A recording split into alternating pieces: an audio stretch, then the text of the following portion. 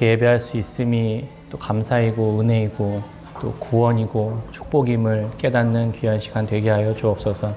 척박한 하나님 이러한 시간들을 지난 동안 우리가 끊임없이 예수 그리스도를 따라 공의와 정의의 삶을 살아가는 저희들의 삶을 포기하지 않고 멈추지 않도록 아버지 하나님 날마다 인도하시고 붙잡아 주옵소서. 그렇게 주님이 드러나는 귀한 하나님의 거룩한 백성 공동체 될 수 있도록 하나님 축복하여 주옵소서. 감사드립니다. 예수님의 이름으로 기도합니다. 아멘. 한 주 동안 잘 지내셨습니까? 지난주에는 그래도 한 번씩 얼굴들도 뵙고 자매들도 그렇게 했던 것 같은데 좋은 것 같습니다. 계속해서 그렇게 교제하고 계속 주님의 앞에서 이렇게 하나 되어가는 공동체 이뤄가는 그런 교회 되었으면 좋겠습니다.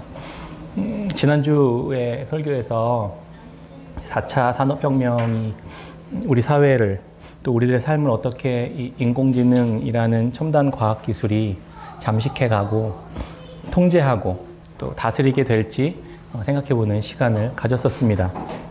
편리함이라는 말이 우리 스스로가 놀라운 기술적 능력 앞에 우리의 주권을 내어주도록 그렇게 하게 될지 점검하고 깨어 있어야 하는 때라는 사실들을 같이 나누었습니다. 이 과정에서 던져지는 질문들이 있을 거라고 생각합니다. 실제로도 그런 질문들을 많이 해주셨고요. 정말 베리칩이나 짐승의 표, 666 뭐 이런 것들이 정말 무엇을 의미하는가? 실제로 우리의 오른손이나 이마에 그런 표식을 받게 되는 건 아닐까? 그게 사단의 또 어떤 무언가의 공작이 아닐까? 이런 질문들이 들어옵니다.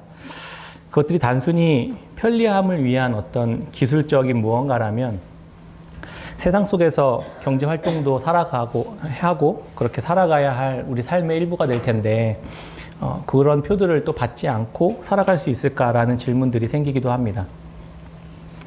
요한계시록의 내용은 그래서 성부, 성자, 성령 하나님의 통치와 다스림이 교회의 믿음과 인내를 어떻게 이루어 가시는지를 이야기해주고 있는 성경입니다.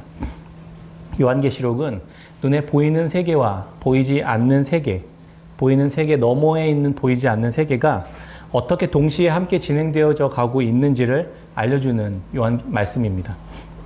그 중에서 보이지 않는 세계를 더 많이 부각해주고 보여줌으로써 지금 고통과 핍박의 현실을 살아가고 있는 이들이 믿음으로써 인내하고 결국 그리스도의 승리와 하나님의 영광 앞에 이르게 되는 것을 보여줍니다. 그 과정 속에서 또 사탄과 적그리스도는 어떻게 그 과정을 이렇게 믿음으로 지나는 그리스도인들이 흔들리도록 하고 낙심하게 하고 절망하게 하는지 보여주는 내용들이 같이 이루어집니다. 그래서 요한계시록 1장 1절부터 3절에 이런 이야기가 기록되어 있습니다. 예수 그리스도의 계시라. 이는 하나님이 그에게 주사 반드시 속히 일어날 일들을 그 종들에게 보이시려고 그의 천사들을 그 종 요한에게 보내어 알게 하신 것이라.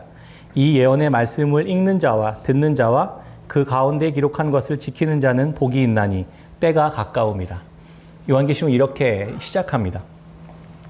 그래서 오늘은 요한계시록과 함께 살펴보면서 요한계시록과 예레미야의 말씀을 함께 살펴보면서 오늘날 우리가 살아가고 있는 우리들이 어떻게 또 특히 4차 산업혁명 시대를 지나가고 있는 우리들이 적그리스도를 통해 이런 기술들 적그리스도는 어떻게 이용하고 활용하는지 그리고 또 그렇게 흘러가는 현실 속에서 어떻게 우리를 구원하시는 어린 양 예수 그리스도를 따라서 믿음으로 공의와 정의를 실천해가는 삶을 살아가야 할지 이렇게 함께 연관지어서 생각해 보려고 합니다.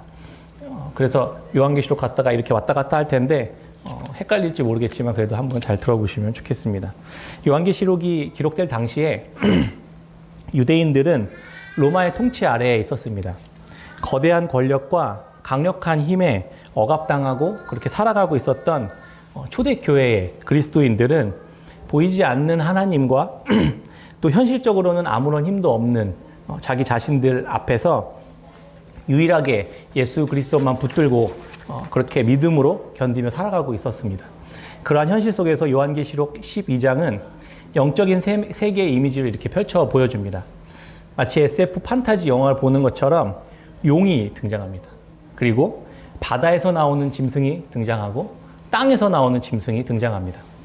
사단은 눈에 보이지 않는 이런 세계에서 막강한 힘과 권세를 소유한 채 한 여자와 그 여자로부터 태어나는 어린 아이 주변을 이렇게 휘감으면서 그 아이를 어떻게 하면 집어삼킬까? 이런 내용들이 나옵니다. 머리가 7이고 머리에는 7개의 왕관을 쓰고 또 뿔이 10개가 달린 용이 꼬리로 하늘의 별 3분의 1을 땅에다가 집어 던지면서 위협하고 이렇게 협박하고 또 어떻게 하면 저 어린아이를 잡아서 삼킬까? 이런 고민을 하는 장면들이 나옵니다. 이 여인에 대한 전통적인 해석은 교회입니다. 그래서 교회 안에 교회가 품고 있는 어린아이, 이 예수 그리스도를 이렇게 상징해주고 있는 것입니다. 예수 그리스도를 믿음으로 품고 안고 있는 사단의 위협과 그런 억압 속에서 세상에 그리스도를 증거하고 드러내야만 하는 교회의 모습을 이렇게 비유로 보여주고 있었던 것입니다. 사단으로 대표되는 용이 어떻게 해서든 교회가 품고 있는 생명 되신 예수 그리스도를 그 교회가 세상 밖으로 이렇게 증거하고 드러냄으로써 진정한 왕이고 진정한 통치자는 예수 그리스도 뿐이다라고 고백하는 이 교회가 그걸 못하게 회방하고 억압하고 이렇게 폭력을 가하는 것들을 보여주고 있는 것입니다. 이것이 구약에서부터 오늘날 교회가 살아가고 있는 영적인 세계에 전쟁하는 모습인 것입니다. 보이지 않는 세계에서 벌어지고 있는 싸움들을 요한은 계속해서 역사 속에 있는 이야기들을 이렇게 환상과 이렇게 계시로 보여주고 있었던 것입니다. 그 용은 하늘에서 이렇게 버림받고 쫓김받은 모습입니다. 그리고 땅으로 보내져서 남자를 낳은 여자, 이 교회를 용이 박해하기 시작하는 장면이 나옵니다. 여기까지 좀 이해되시나요? 이게 지금 어떻게 보이는 세계와 보이지 않는 세계가 이렇게 같이 이루어져 가고 있는지를 이렇게 믹스해 가면서 이렇게 생각해 가면서 매칭해 가면서 보아야만 합니다. 구약부터 계속 되어져 가고 있는 하나님의 백성인 이 교회의 핍박과 고난은 잠시 사단에게 허락된 권세와 능력을 힘입어서 그 사단이 휘두르고 있기 때문에 일어나고 있는 일들입니다. 이것은 어느 특정한 시대를 딱 짚어서 사용되어지진 않습니다. 마치 사단이 사람의 몸 안에 들어와서 자기 마음대로 조정하기도 하고 환경을 이용해서 조정하기도 하고 시스템이나 상황을 이용해 조정하기도 하지 않습니까? 그렇게 제 멋대로 조정하고 하나님의 성도들이나 교회들을 괴롭히고 핍박하는 모습처럼 각 시대들마다 사단은 그렇게 무언가 이렇게 작동하고 자기들이 권세를 부려서 이렇게 교회를 회방하고 핍박하는 모습으로 이해하시면 좋을 것 같습니다. 요한계시록 13장부터는 조금 더 구체적인 교회에 대한 방해 전략들이 소개됩니다.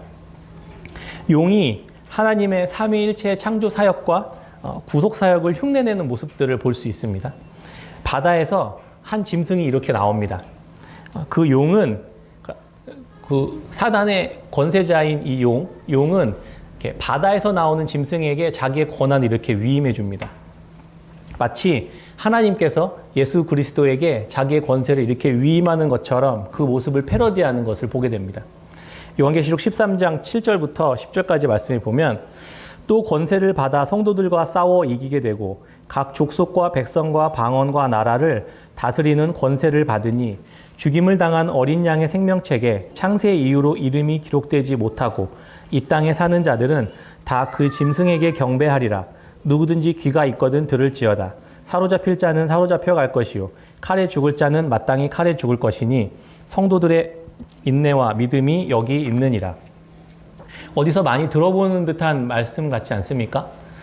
예레미야 요즘 묵상하고 있는 말씀에서 계속 반복되어지는 예레미야의 심판 내용과 비슷한 이야기가 계속 이야기가 되고 있습니다. 예레미야 21장 9절 말씀에 보면 이렇게 기록하고 있습니다. 예레미야 21장 9절 한번 찾아서 읽어볼까요? 예레미야 21장 9절입니다. 같이 읽겠습니다. 시작. 이 성읍에 사는 자는 칼과 기근과 전염병에 죽으려니와 너희를 에워싼 갈대아인에게 나가서 항복하는 자는 살 것이나 그의 목숨은 전리품 같이 되리라. 이 짐승은 대체적으로 제국의 권세, 건세를 손에 쥐고 있는 권력자들을 상징해 왔습니다.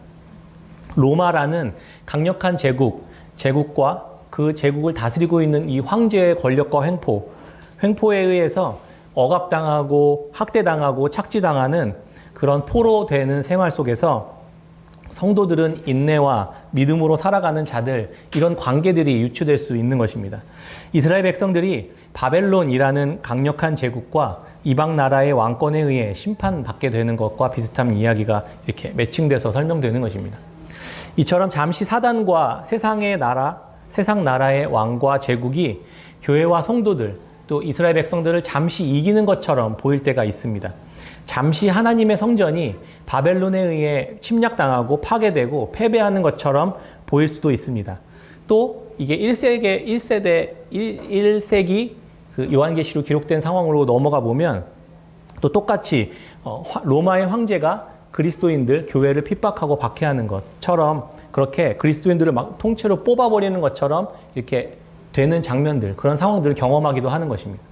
우리에게 지금 우리 시대가 또 전염병과 기근과 칼에 심판을 받는 것처럼 보이는 그런 시간에 우리가 놓일 수도 있는 것입니다. 우리에게 필요한 것은 그래서 이런 하나님의 말씀을 듣고 믿고 전리품처럼 그렇게 취급되는 시간들을 믿음으로, 인내로 통과하는 것이 우리에게 주어진 일들이라는 것입니다. 그게 지금 하나님의 말씀에 순종하는 길입니다. 그러나 이스라엘의 왕과 제사장들은 하나님의 이러한 말씀에 순종하지 않았습니다. 이들은 하나님의 말씀을 전하는 예레미야를 오히려 막 핍박했습니다. 요한계시록에 등장하는 이 바다에서 올라온 짐승이 바벨론으로만 표현되는 것이 아니라 이스라엘 안에 권세자인 왕과 제사장 같은 고위 권력자들도 바다에서 올라온 짐승의 도구로 활용되었던 것입니다. 예레미야 20장에 제사장 바수울이라는 사람이 나옵니다. 그는 이스라엘의 이 성전의 총감독이라고 소개됩니다. 이스라엘에게 성전은 매우 중요한 곳입니다. 그곳을 관할하는 권세자 바수훌이 예레미야를 착고에 채워서 가두어 버립니다. 최고의 종교 권력자인 바수훌은 이렇게 생각했을 것 같아요. 예레미야에게. 지난번 같이 말씀 보았던 18장, 19장에 보면 이렇게 옹기를 깨트리고 이스라엘 지도자들을 불러서 이렇게 심판당할 거다라는 이야기를 이 바수훌이 듣습니다. 그래서 바수훌은 어떻게 감히 시골 총구석 게다가 또 실패한 제사장 가문의 예레미야라는 그 이름도 듣보잡인 이 사람이 와서 이스라엘 멸망할 거다 이렇게 부정한 말을 하고 돌아다니는 게 괘씸했던 거예요. 이 사람은 종교 지도자로서 최고의 권력자의 자리에 있었던 사람이었잖아요. 그래서 예레미야를 불러다가 착골 채우고 감옥에다가 가두어 버립니다. 오히려 하나님의 말씀을 전하는 예레미야를 핍박하는 모습을 볼 수 있는 것입니다. 그래서 예레미야 21장부터는 유다의 왕들에게 하나님의 말씀이 전해지는 모습들을 쭉 기록하고 있습니다. 예레미야가 사역하던 시기에 이스라엘 남유다, 이스라엘의 왕은 요시야, 요아스, 여호야긴, 시드기야 이렇게 5 왕이 지나가는데요. 예레미야는 각각의 왕들이 들어설 때마다 그 왕들에게 하나님의 예언자로서 하나님의 뜻을 전하는 이야기가 21장부터 22장까지 쭉 기록되어 있는 것입니다. 그 중에 일부를 한번 같이 읽어드리겠습니다. 22장 1절부터 3절까지 같이 한번 읽어볼까요? 22장 1절부터 3절 왕에 대한 여호야김 왕에 대한 하나님의 말씀입니다. 22장 1절부터 3절입니다. 시작. 여호와께서 이와 같이 말씀하시되 너는 유다 왕의 집에 내려가서 거기에서 말을 이르기를 다윗의 왕위에 앉은 유다 왕이여 너와 내 신하와 이 문들로 들어오는 내 백성은 여호와의 말씀을 들을지니라. 여호와께서 이와 같이 말씀하시되 너희가 정의와 공의를 행하여 건지고 이방인과 과부를 압제하거나 학대하지 말며 이곳에서 무죄한 피를 흘리지 말라. 아멘. 하나님께서 이렇게 왕들에게 경고하시는 장면들을 봅니다. 왕뿐 아니라 고위 관리들이나 백성들에게도 동일한 이야기를 이야기합니다. 그게 그들이 행해야 할 가장 핵심적인 이스라엘 백성으로서 행해야 할 가장 핵심적인 이야기는 공의와 정의를 행하는 것이라는 것입니다. 예레미야 22장부터 순차적으로 왕들에 대한 말씀이 계속 이어지는데 계속 이 이야기가 반복되고 있는 것입니다. 먼저 살룸 왕이라고 하는 이 여호아하스 왕에게 똑같은 심판을 이야기하면서 이 사람은 애굽에 포로로 끌려가 죽게 됩니다. 이후에 세워진 왕이 여호야김 왕입니다. 그는 11년 동안이나 하나님 보시기에 악한 행동들을 했습니다. 이후에 계속 하나님의 백성을 다스리는 왕으로서 하나님의 말씀은 관심도 없고 이 여호야김 왕은 자기의 욕망을 추구하는 데만 혈안이 되어 있었습니다. 그에 대해 예레미야를 통해 하나님은 이렇게 이야기해 주십니다. 22장 15절부터 17절까지 내가 백향목을 많이 사용하여 왕이 될 수 있겠느냐? 내 아버지가 먹거나 마시지 아니하였으며 정의와 공의를 행하지 아니하였느냐? 그때에 그가 형통하였었느니라. 그는 가난한 자와 궁핍한 자를 변호하고 형통하였나니 이것이 나를 알미 아니냐? 여호와의 말씀이니라. 그러나 내 두 눈과 마음은 탐욕과 무죄한 피를 흘림과 압박과 포악을 행하려 할 뿐이니라. 요시야는 정의와 공의를 행함으로 형통함을 입었던 왕이었습니다. 그러나 그의 아들 여호야김이 가장 큰 잘못을 범했던 게 바로 요시야처럼 정의와 공의를 행하지 않았던 데 있었습니다. 그것이 여호와의 말씀을 듣지 않고 따르지 않은 죄였습니다. 공의와 정의를 행하지 않는 것이 죄라는 것입니다. 왕에게 있어서는 가장 큰 죄가 하나님의 권세를 대리 통치해야만 하는 왕이 공의와 정의를 행하지 않는 것이 바로 죄라는 것입니다.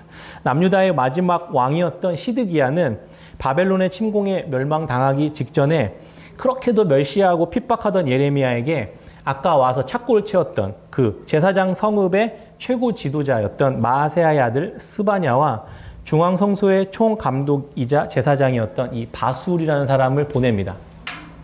권력자가 예레미야에게 그렇게 핍박했던 예레미야에게 그 사람들을 보내는 거예요.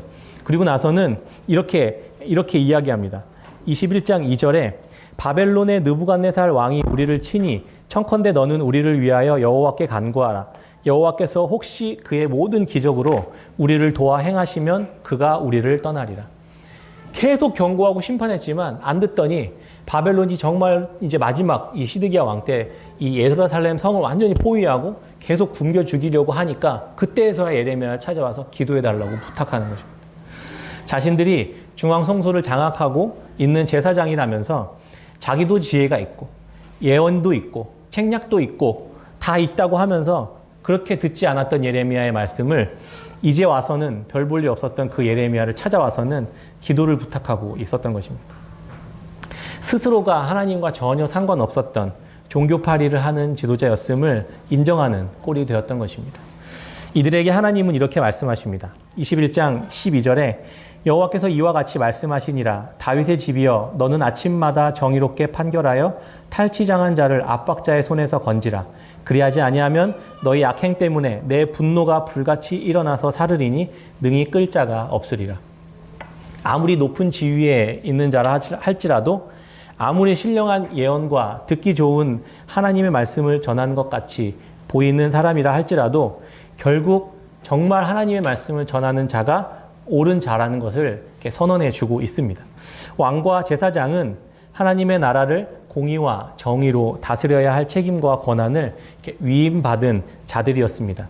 왕의 권한은 한 국가에 있는 모든 자원을 자기가 소유하는 것이 아니라 바르게 집행하는 자리에 있다는 사실들을 인식해야만 하는데 그것을 인식하지 않고 내가 이걸 다 소유하고 있는 사람이다라고 생각했었다는 것입니다. 그것이 바로 하나님을 대적하고 공의와 정의를 행하지 않았던 모습이었다는 것입니다. 하나님은 그런 왕들, 그렇게 바다에서 올라온 짐승에 의해 권력을 잘못 사용하고 있는 그런 왕들에 대해 하나님은 심판을 명하고 있었던 것입니다.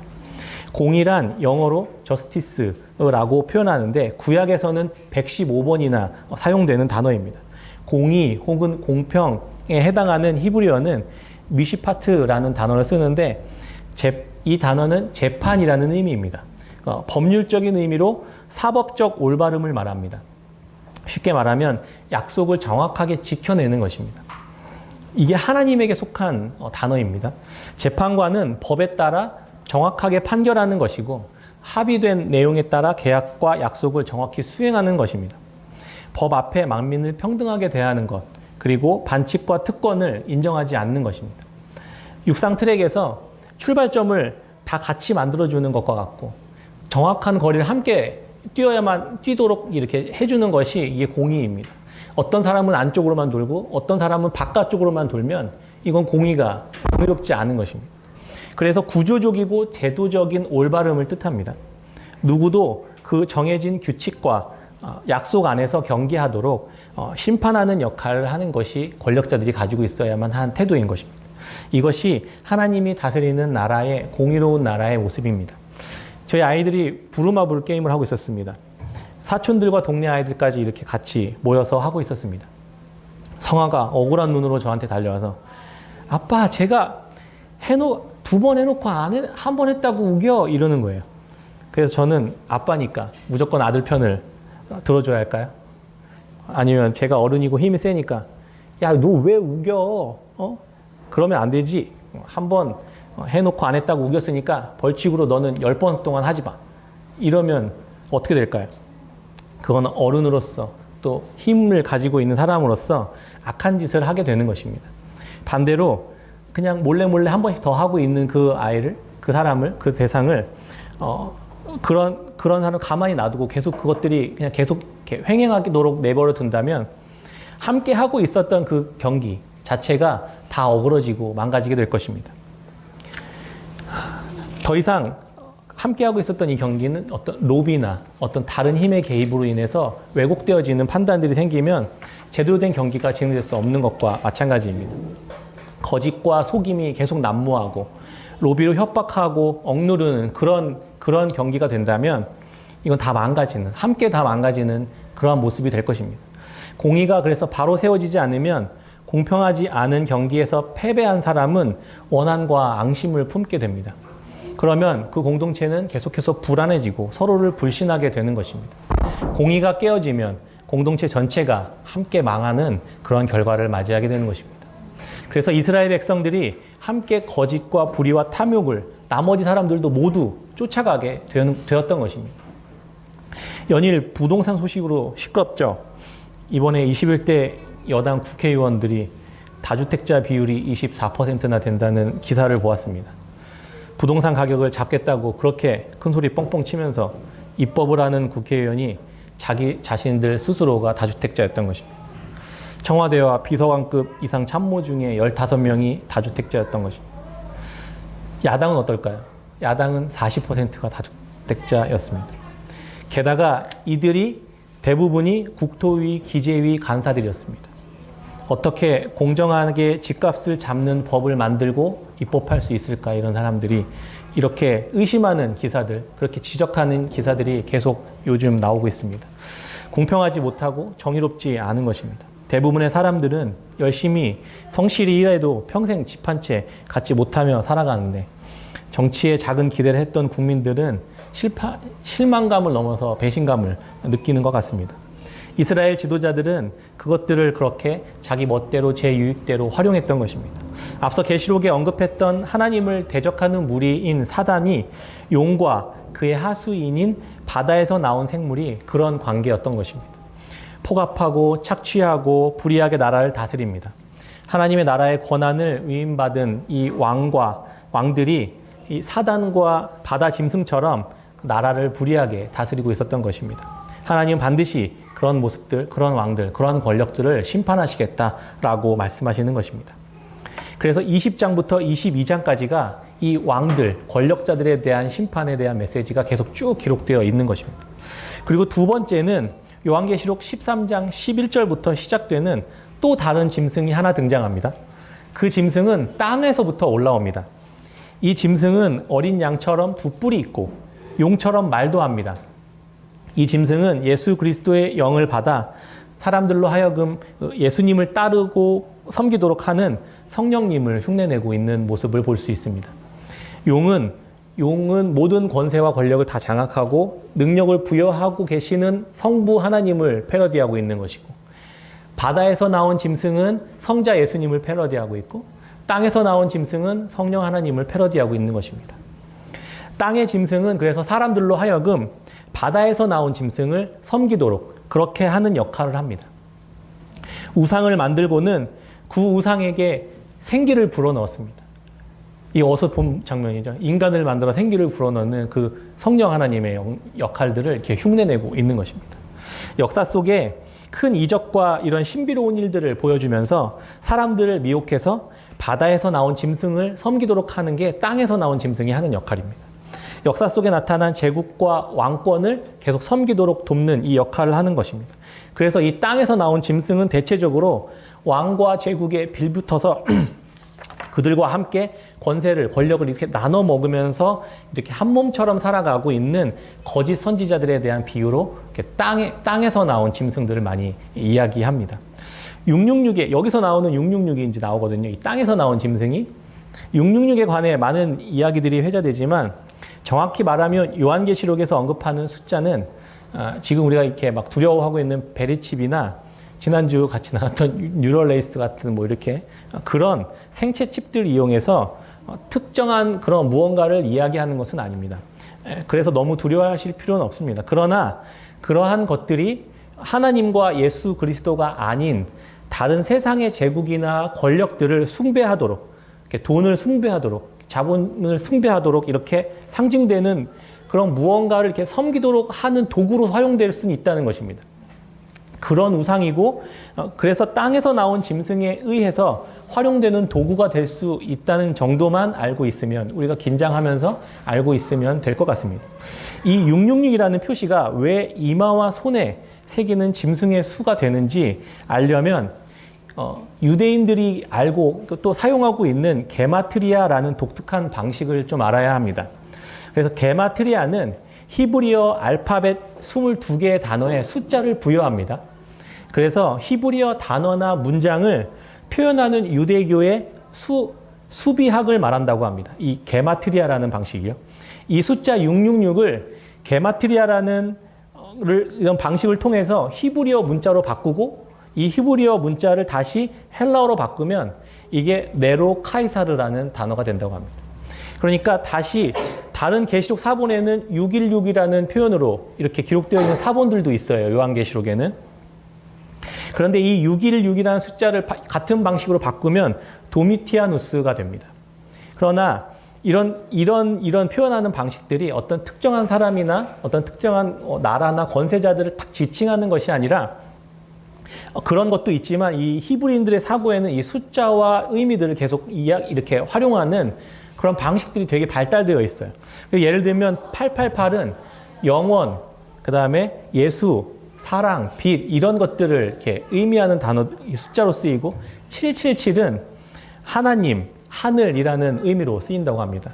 그래서 6은 6일째에 만든 사람의 숫자를 의미하기 때문에 6이 6번 있는 사람은 이것이 하나님의 숫자인 7에 하나 못 미치는 사람. 그러니까 하나님을 떠난 인간이 어떤 자기만의 방식으로 살아가는 삶은 결국 실패할 수밖에 없다라는 의미로 666을 쓴다고 하는 것입니다. 하나님의 말씀을 따르지 않는 인간의 황제나 어떤 권력들은 결국 하나님과 예수 그리스도를 맞서는 적그리스도의 표시가 그래서 되는 것입니다. 그러니까 무슨 신비한 무언가가 아닌 것이죠. 그래서 이 전쟁은 두 권세가 이렇게 계속 충돌하는 영적인 싸움의 의미들을 우리가 이해할 수 있는 것입니다. 성부 하나님과 성자 예수 그리스도, 성령 하나님, 그리고 이 삼위일체 하나님은 자신의 백성들의 마음에 하나님의 말씀, 자신의 말씀을 새겨 넣어 그래서 하나님의 공의와 정의의 삶을 순종하며 살아가는 그러한 모습으로 하나님의 백성들을 세워가고 싶어 하셨고, 반대로 이 하나님의 흉내를 내고 있는 이 사단은 하나님을 예배하고 섬기는 자들을 그렇게 하지 못하도록 미혹해서 돌이키도록 하고 다른 방식으로 살도록 유혹하는 일을 계속하고 있었던 것입니다. 요한계시록 14장 9절부터 12절까지 제가 한번 읽어드릴게요.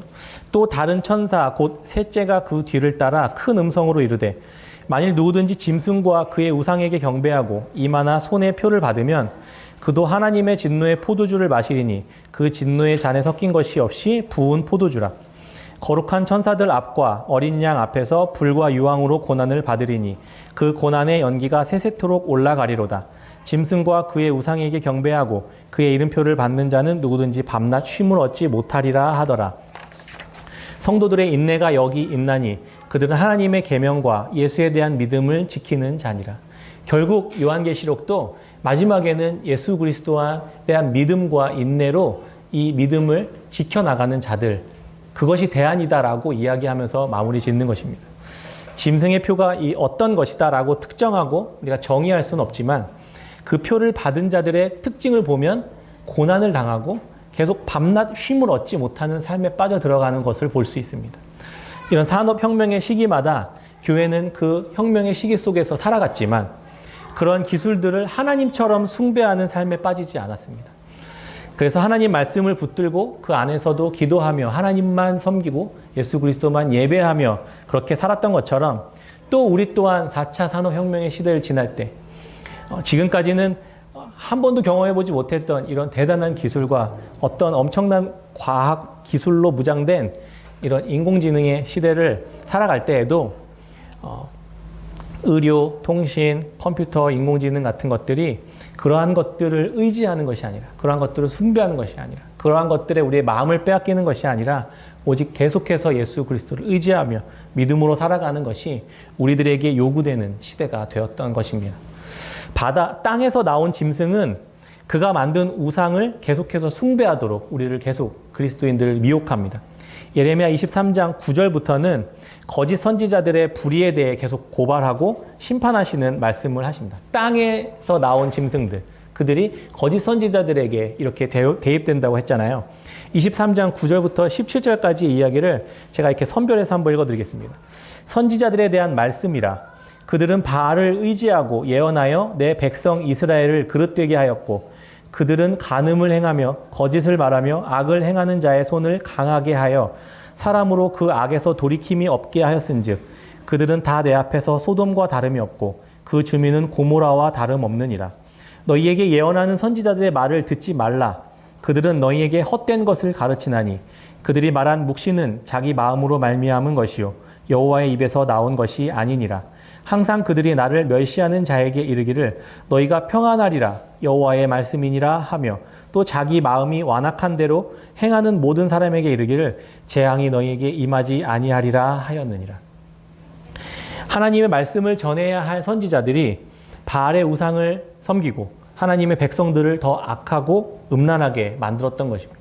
괜찮아. 어때로 해도 우리들의 교회들은 어떻습니까? 또 우리들의 모습은 어떨까요? 한번 생각해 봅니다. 죄로부터 돌이키도록 아프지만 하나님의 지적과 권면과 심판을 선언하고 있는지, 아니면 괜찮다, 평안하다, 아무 일 없을 거다 라고 돌이키도록 그렇게 계속해서 그것들을 부추기고 있는 것은 아닌지 한번 생각해 보아야 할 것입니다. 교회가 소돔과 고모라처럼 욕망하는 그런 모든 것들을 이루도록 해준다는 그러한 거짓 꿈을 꾸게 하는 선지자들이 넘쳐나고 있는 것은 아닌지 생각해 보아야 할 것입니다. 그래서 정이란 히브리어로 아까 공이란 미시파트였지만 또 정이란 단어는 히브리어로 체다카라고 표현합니다. 사람들이 서로가 서로에게 바르게 대하는 관계가 회복되는 것, 이것이 정의입니다. 적극적으로 더 서로를 위해 무언가를 하는 것입니다. 공의만으로는 살기 어려운 약자들에 대한 특별한 관심과 지원을 더 적극적으로 행해 나가는 것이 정의의 삶인 것입니다. 경기의 룰이 동일해도 장애인과 비장애인이 함께 경기를 하는 것이 공의롭지 못한 것입니다. 정의롭지 않은 것입니다. 복싱 경기에서 체급이 다른 사람들을 붙이는 것은 정의롭지 않은 것과 마찬가지입니다. 이스라엘은 이러한 공의를 상실하고 백성들 안에 정의마저 다 내버렸던 것입니다. 왕도, 제사장도, 선지자들도 백성들까지 모두 하나님의 이 공의와 정의의 삶을 버려버렸습니다. 왕이 그렇게 미혹되었고, 제사장이 그렇게 미혹되었고, 선지자들이 그렇게 미혹되어서 백성들마저 다 그렇게 미혹되고 경기가 정의롭지 못한 상태로 계속 유지되고 있었던 그 이스라엘 향해 하나님은 결국 심판을 명할 수밖에 없었던 것입니다. 그런 곳에서 믿음으로 산다는 것은 무슨 의미가 있을까요? 나 하나 공의와 정의를 지키며 살아가는 게 무슨 의미가 있을까요? 다 반칙을 범하고 다 로비하고 다 공의롭지 않은 그 상황에서 우리는 계속 공의와 정의를 실천하며 살아가야 할까요? 그것이 정말 의미가 있을까요? 그렇지만 성경은 계속 그 이야기를 합니다. 믿음으로, 인내함으로 공의와 정의의 삶을 살아가라고 말하고 있습니다. 그렇게 심판을 당할 때 하나님은 공의와 정의를 행한 그 두 사람을 딱 집어서 내가 너를 구원하겠다, 이렇게 이야기하는 말씀이 예레미야 뒷부분에 나옵니다. 그 사람이, 첫 번째 사람이 누구냐면 서기관 바룩이라는 사람이었습니다. 다 타락한 그곳에서 예레미야의 편에 서서 예레미야의 말씀을 받아 적어 왕과 사람들 앞에서 하나님의 말씀을 심판하면서 선언하면서 그렇게 이야기했었던, 그 위험을 감수했었던 바룩에게 하나님은 이렇게 이야기합니다. 예레미야 45장 4절 5절에 주께서는 나더러 그대 바룩에게 전하라고 하시면서 이렇게 말씀하셨소. 표준 세번역입니다. 나 주가 말한다. 이제 내가 모든 사람에게 재앙을 내릴 터인데 너만은 내가 보호하여 내가 어디로 가든지 너의 목숨만은 건져주겠다. 나 주의 말이다. 바룩은 서기관으로 예레미야의 말씀을 대신하여 받아 적고 사람들 앞에 이렇게 선언했던 사람이에요. 대단히 위험한 일이었습니다. 이것은 목숨을 내놓는 일이었습니다. 왕과 모두가 다 불의한 삶을 살아갈 때 그것을 지적한다는 것은 그때 당시에 죽음을 각오했다는 것입니다. 그리고 또 한 사람, 이 심판에서 심판을 받을 때, 이스라엘 멸망당할 때 구원을 받았던 또 한 사람이 있었는데 이 사람 이름도 들어보지 못했던 한 사람이었습니다. 예레미야 39장 15절부터 보면 예레미야가 여전히 근위대 뜰 안에 갇혀 있을 때에 주께서 그에게 다음과 같이 말씀하셨다. 너는 저 에티오피아 사람 에벤멜렉에게 가서 이와 같이 전하여라. 나 만군의 주 이스라엘의 하나님이 이렇게 말한다. 보아라, 내가 이 도성에 복이 아니라 재앙을 내리겠다고 선포하였는데 바로 그날에 내가 너를 건져내어 내가 두려워하는 사람들의 소나기에 들어가지 않도록 하겠다. 나 주의 말이다. 오히려 내가 너를 반드시 구해서 내가 칼에 죽지 않게 하겠다. 내가 나를 의지하였기 때문에 내가 너의 생명을 너에게 상으로 준다. 나 주의 말이다. 이름도 처음 들어보는 이 에비멜렉이라는 이방인 출신의 환관은 하나님께 구원을 약속받았습니다. 이 사람은 왕들을 보위하는 이 고위관들이 작당하고 예레미야를 구덩이 속에다가 쳐 넣어버렸을 때 목숨을 걸고 왕에게 부탁해서 예레미야를 구해내었던 사람이었습니다. 곧 하나님 편에 목숨을 걸고 위험하지만 내가 그렇게 행하는 것이 나에게 아무런 유익이 되지 않지만 하나님 편에 서는 그 믿음의 삶, 그 인내의 삶, 그 도전의 삶이 공의와 정의를 행하는 또 삶이었다는 것입니다. 대부분의 공동체가 다 썩어져가고 공의와 정의를 버린 삶을 계속해서 선택하며 걸어가는 그 와중에도 하나님의 사람들은 그렇게 또 하나님의 말씀 안에 서서 하나님 말씀의 편에 서서 하나님 말씀을 묵묵히 순종하는 사람들이 있었다는 것입니다. 지금 우리 이 시대에 생각해 보아야 할 부분들인 것 같습니다. 말씀을 마치겠습니다. 요한계시록과 예레미야를 오가며 말씀을 함께 나누어 보았습니다. 우리는 보이는 세계만 보며 살아가지만 보이지 않는 세계의 삶이 더 실제적인 세계임을 믿는 자들입니다. 하나님은 하나님의 백성들이 왕과 제사장과 선지자뿐 아니라 모든 성도들에게 공의와 정의를 지키며 살아가는 삶을 기대하셨습니다. 그것은 하나님께서 주신 법을 지키고 하나님의 뜻을 따라 살아가는 삶입니다. 그러한 삶을 통해 공의와 정의로 다스려지고 관계 맺어가는 하나님의 백성 공동체가 세상에 그리스도로 드러내는 삶으로 표현되게 될 것입니다. 사단은 짐승과 짐승이 만든 우상으로 사람들을 공의와 정의로부터 멀어지도록 계속해서 마지막 날까지 그 일을 하게 될 것입니다. 왕도, 제사장도, 선지자도, 목사도, 장로도 모두가 하나님의 정의와 공의를 따르지 않고 불의로 다스려지고 거짓 평화를 외치며 죄를 지어도 괜찮다고 말하는 그러한 죄악으로 가득한 교회 공동체가 되어버렸습니다. 나 한 사람은 별다른 힘도 능력도 없는 작은 성도일 뿐이라는 생각이 많이 듭니다. 나 하나 순종한다고 나만 손해지 세상은 하나도 변하지 않고 도리어 그렇게 살아가는 이들이 더 잘 되는 것처럼 보이는 모습에 우리들의 마음이 흔들리지 않았으면 좋겠습니다. 아무런 일이 일어나지 않는 것 같아도 이 에베멜렉이나 바룩 에비멜렉이나 누구죠? 이름이 바룩 서기관 바룩처럼 그렇게 우리가 믿음을 선택하고 그렇게 그리스도를 선택하고 보이지 않지만 티가 나지 않지만 하나님 앞에서 계속해서 그 믿음과 인내의 싸움을 해나가는 우리들의 삶을 끝까지 포기하지 않았으면 좋겠습니다. 그렇게 할 때 하나님이 마지막 심판의 때에 내가 너를 지켜보고 있었다, 내가 너를 구원하겠다라고 말씀하시는 그 하나님의 구원의 메시지, 그 보호의 메시지를 우리가 다 듣고 누리고 영원한 하나님 나라의 그 나라의 다스림을 받으며 살아가는 그 구원의 삶에 포함되어 살아가는 저희들이 되었으면 다 좋겠습니다. 그렇게 살아가는 깨끗한 생교회 성도님들 다 되었으면 좋겠습니다. 그렇게 되기를 주의 이름으로 축원합니다. 아멘. 같이 찬양하고 기도하며 마치겠습니다.